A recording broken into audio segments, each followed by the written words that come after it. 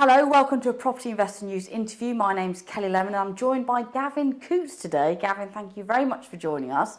Now, Gavin, you're a HMO landlord in Coventry, but I'm really keen to find out a bit more about your overall journey, how and why you got into property.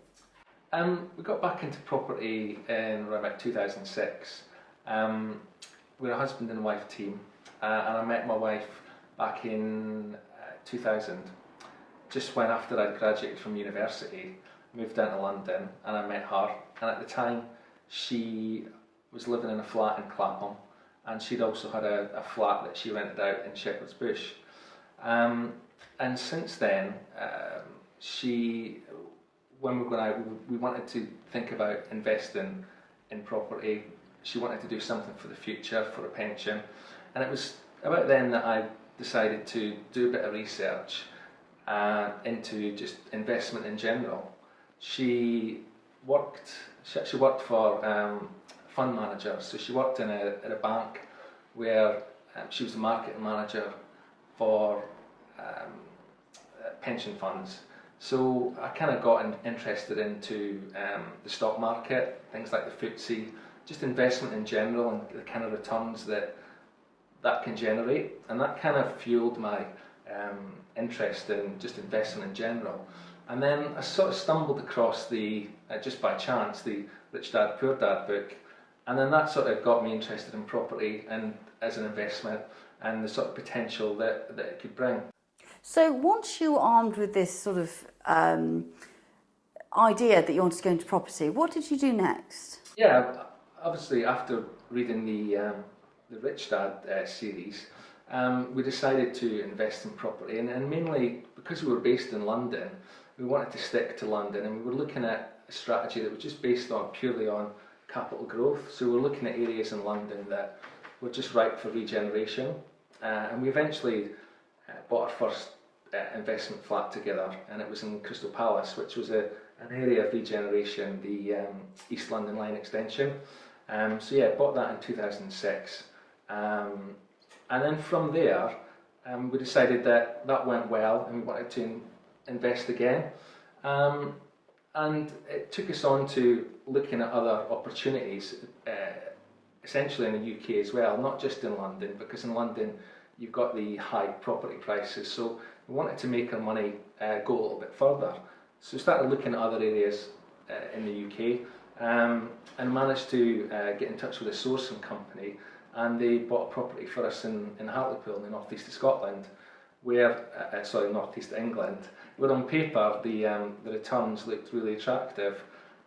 So yeah, we got into buying a 3-bedroom terraced house in Hartlepool. At the time it was £50,000, and on paper it generated great cash flow for the minimal investment that it was compared to the London prices.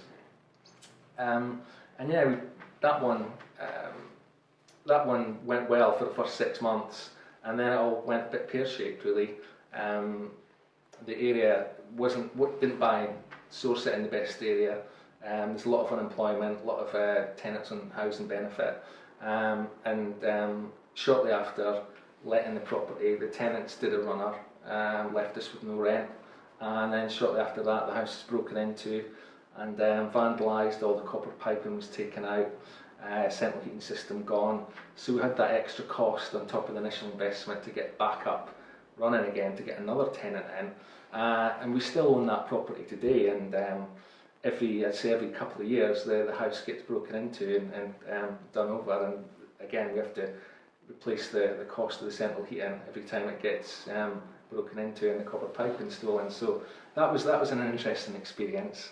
But it was, once we did that, we kind of got put off the idea of investing all over the UK, and we didn't really know where we wanted to go next in our investing career.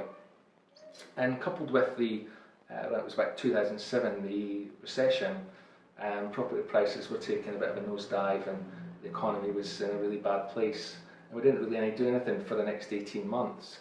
And it was at that point we decided that we really needed some education to kickstart our investing again. We signed up for a Tigrant course, did all their programs that they ran, and from that we then decided on a new strategy, which was to go into the HMO market, because at the time we were kind of looking for cash flow and investments that would give us the best return on our cash, and it seemed that through the education that the HMOs was the perfect model to be able to do that. Yeah, so that's pretty much where we got to, and then from there we decided that we wanted to further go into HMOs and concentrate on the student market, and it was students specifically that we targeted.